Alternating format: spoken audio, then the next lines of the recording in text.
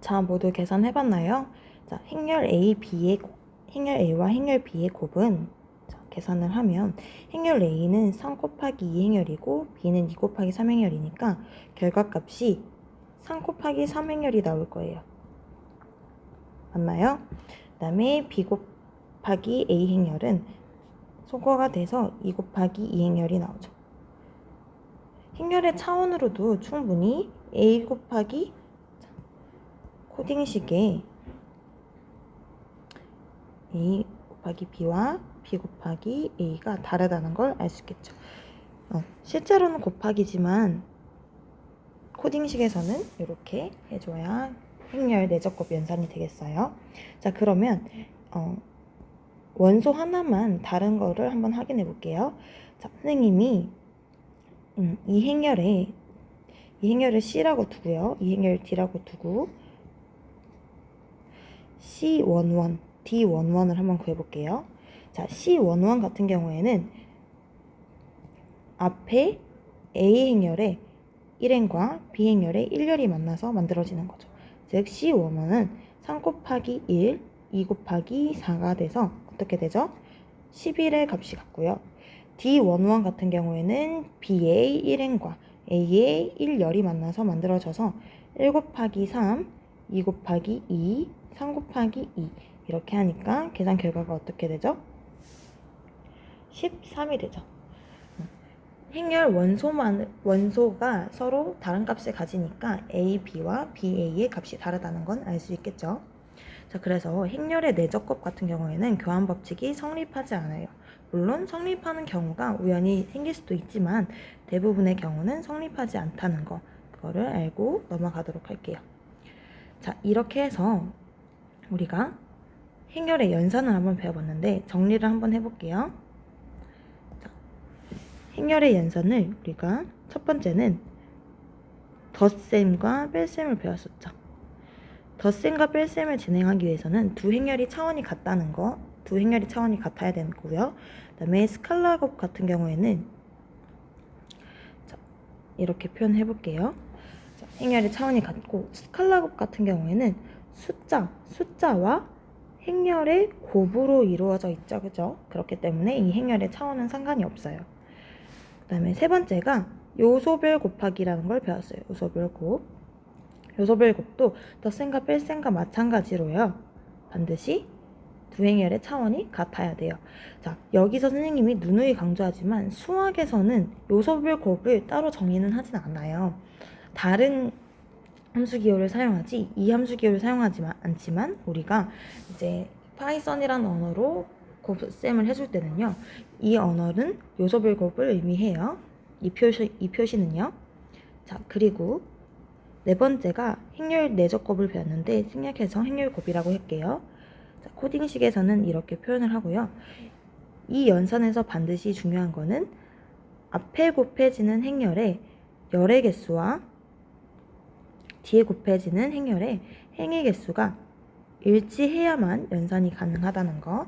그 다음에 두 번째는 A, B와 B, A가 같을 수도 있지만 다를 수도 있다는 거. 즉, 교환 법칙이 성립하지 않는다는 거. 알고 넘어가도록 할게요. 자, 이번에는 특수행렬을 볼 건데요. 사실 특수행렬은 엄청나게 많아요. 근데 선생님이 너네가 알았으면 하는 특수행렬 3가지를 소개시켜 줄 거예요. 자, 첫 번째는 전치행렬이에요. 전치행렬은 트랜스포즈의 약자 T를 써서 기호를 쓰는데요. 자, 옆에 예시를 한번 볼게요. 자, A는 지금 2행 3열에 2 곱하기 3행렬이에요. 그죠? 근데 나의 목적은 이 행을 열의 자리로 바꿔주고 싶은 거예요. 그래서 우리는 이거를 기호로 A 트랜스포즈는 A의 전체 행렬은 1, 2, 3, 4, 5, 6이다 라고 말할 수 있는 거예요. 그럼 반대로 전체 행렬을 보면 다시 원행렬을 쓸 수 있겠죠. 반대로 다시 행과 열을 바꿔주면 되는 거예요. 이거 두 개는 서로 전치 관계에 있다고 말할 수 있겠죠. 전체 행렬은 다시 말하면 행과 열을 바꿔주는 그런 행렬이라고 생각하면 되고요. 이런 전치 행렬의 목적은 사실 너네가 나중에 이제 문제나 이런 것들 예제를 한번 보면 확실히 이해가 되는데, 자, 이런 행렬과 벡터가 있어요. 나는 이 열과 이 열을 곱해주고 싶은 거예요. 근데 행렬곱은 사실 이렇게 곱할 수가 없는 거죠. 이 행과 이 열을 곱해줘야 하는 것이 행렬곱의 기본이잖아요. 그래서 행렬을 전치시켜주는 거예요. 전치시켜주면 어떻게 돼요? 내가 구하고자 하는 것이 열이 행으로 올라오게 되고요. 그래서 여기다가 원래 있는 이 열 벡터를 곱해주면 내가 구하고자 하는 연산의 결과를 얻을 수 있기 때문에 이 트랜스포즈 전치 행렬이 유용하게 사용될 수 있겠죠. 자, 다음은요, 단위 행렬이에요. 자, 단위 행렬을 하기 전에 우리가 이 개념을 한번 정립하고 가볼게요. 자, 덧셈 연산에서 보면 3에다가 어떤 거를 더해주면 자기 자신이 나와요? 그렇죠, 0이죠. 4에도 0을 더해주면 4가 되죠. 자, 그러면 곱셈 한번 볼게요. 3에다가 어떤 수를 곱해주면 자기 자신이 나오나요? 1이죠. 4도 마찬가지죠. 어떤 수를 곱해주면 4가 나오겠죠? 1이 되죠.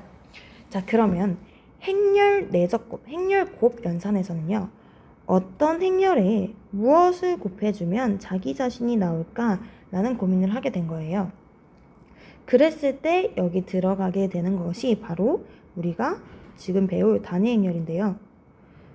단위 행렬은요, 반드시 행과 열의 개수가 같아야 돼요. I2 한번 볼게요. 얘는 2 곱하기 2 행렬이고요.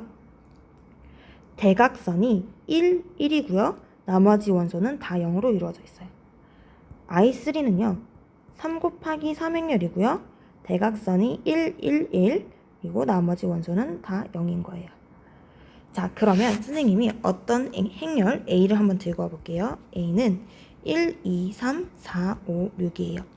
여기다가 어떤 단위 행렬을 곱해서 자기 자신이 나옴을 한번 보고 싶은 거예요.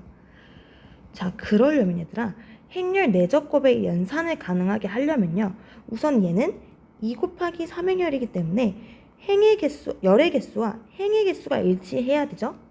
하지만 단위 행렬은 항상 행과 열의 개수가 같아서 3 곱하기 3, I3가 나오면 I3를 곱해주면 자기 자신이 나오게 되는 거예요. 이거는 한번 직접 계산을 해보세요. 실제로 자기 자신이 나오는지. 이런 식으로 행렬 곱에서 자기 자신이 나오도록 해주는 그런 행렬들을 우리는 단위 행렬이라고 해요. 자, 그럼 다음으로요, 역행렬을 한번 볼게요. 자,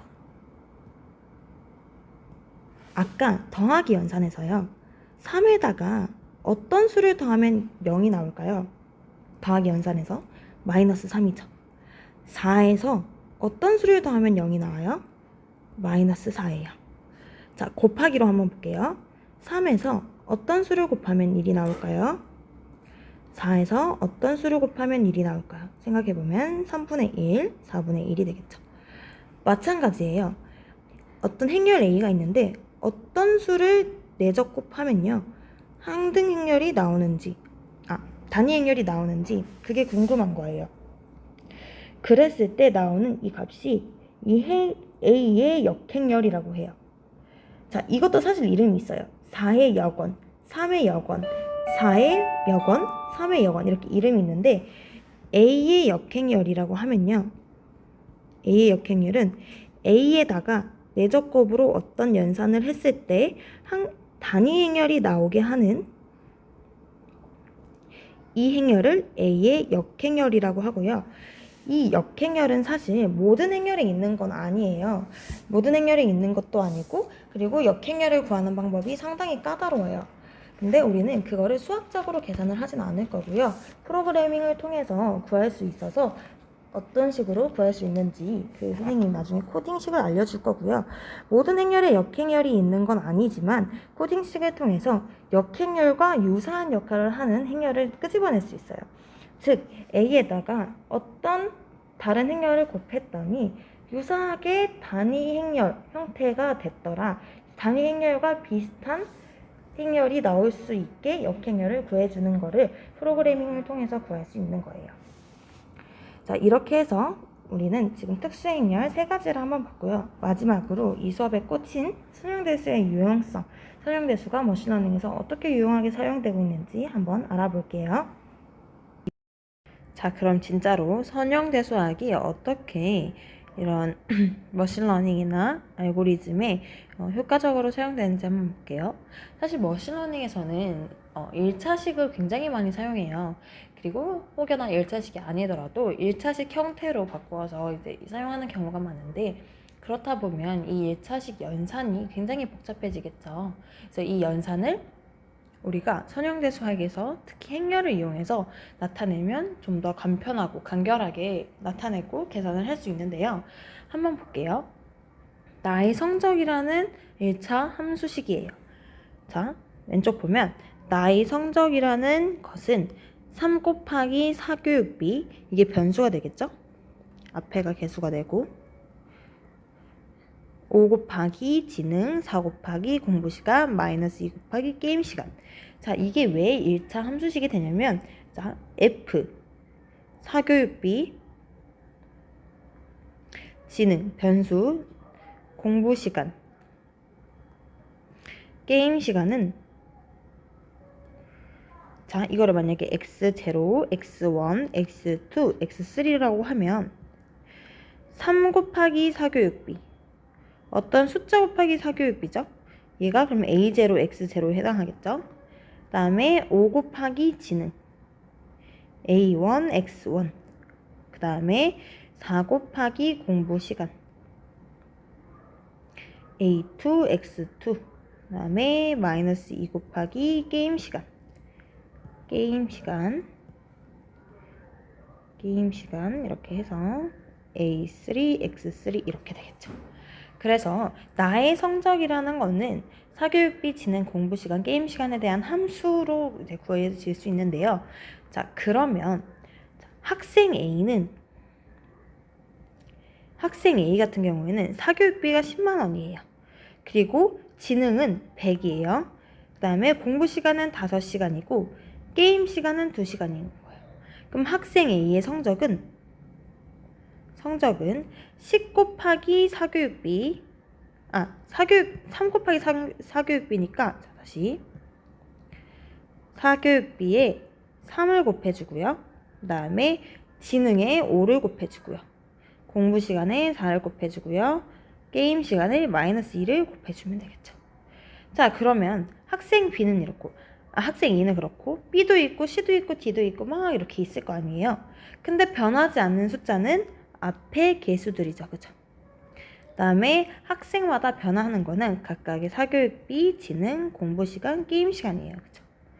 자, 그러면 이런 식으로 나타낼 수 있겠죠. 자, 항상 변하지 않게 그 특징, 변수에 영향을 주는 개수들은 열벡터로 이렇게 나타내는 거예요. 열벡터로. 그리고 학생 A의 특징을 행과 열을 곱해야 하기 때문에 행 순서대로 사교육비는 10만 원 들었고, 지능은 100이고요. 그 다음에 공부시간은 5시간, 게임시간은 2시간 이렇게 해서 계산을 하면 지금 얘가, 자, 만약에 학생 B, C가 다 있다고 생각해 볼게요. 학생 B는 사교육은 없고 지능 120이고 공부는 7시간, 게임시간 2시간. 얘는 50만 원을 쓰고 지능이 90이고 공부시간이 10시간, 게임시간이 3시간이라고 쳤을 때, 자, 학생 A의 성적은 구해지는 행렬의 첫 번째 행에 들어가겠죠. 즉, 이 행과 이 열을 곱해서 나오는 결과가 학생 A의 성적이 되겠지. 자, 그러면 학생 B의 특징, 학생 B의 사교육비, 지능, 공부시간, 게임시간을 3 곱하기 5 곱하기 4 곱하기 마이너스 2, 즉 특징 영향력과 곱하면 학생 B의 성적이 나오겠죠. 자, 학생 C의 사교육비, 지능, 그다음에 공부시간, 게임시간을 특징 영향력과 곱하면 학생 C의 성적이 나오겠죠. 이런 식으로 간단하게 행렬로 계산을 나타낼 수 있다는 장점이 있어요. 이해하겠어요? 자, 그러면 한번 PPT 한번 볼게요. 자, 지금 얘는 좀 잘못 쓰여졌죠? 이렇게 행렬곱으로 나타내줘야겠죠? 자, 학생 A의 사교육비, 지능, 공부시간, 게임시간을 개수, 즉 특징 영향력을 이렇게 곱해주면요. 지금 이 행렬이 3 곱하기 4 행렬이죠. 특징 영향력은 4 곱하기 1 행렬이죠. 그러면 결론적으로 3 곱하기 1 행렬이 나오고 학생 A의 성적, B의 성적, C의 성적 이렇게 결과를 얻을 수 있겠죠. 즉 컴퓨터가 여러 가지 식을 쓰지 않고도 행렬의 계산만으로도 충분히 그 결과값을 얻을 수 있다는 장점이 있는 거예요. 자, 이런 식으로 우리가 행렬의 유용성, 즉 행렬의 유용성이 선형대수학의 유용성이 되죠. 결론을 정리하면 머신러닝을 할 때는 데이터를 1차식에 사용하는 경우가 많아요. 1차식이 아니더라도 1차식으로 변환해서 사용하는 경우가 많은데요. 특히 이 1차식을 계산할 때는 행렬을 이용하면 효율적인 계산이 가능해져요. 자, 그래서 선형대수학은 1차식 행렬, 벡터를 다루는 학문이므로 데이터를 1차식으로 사용하는 이 머신러닝의 필수적이라고 말할 수 있겠죠. 자, 이렇게 해서 조금 어려울 수도 있지만 그래도 선형대수학의 기초를 한번 알아보는 시간을 가졌고요. 다음 시간에는 미적분학이 어떻게 머신러닝에서 활용되는지 그 미적분학의 기초에 대해서 한번 알아보는 시간을 가지도록 하겠습니다. 오늘 수고 많으셨습니다.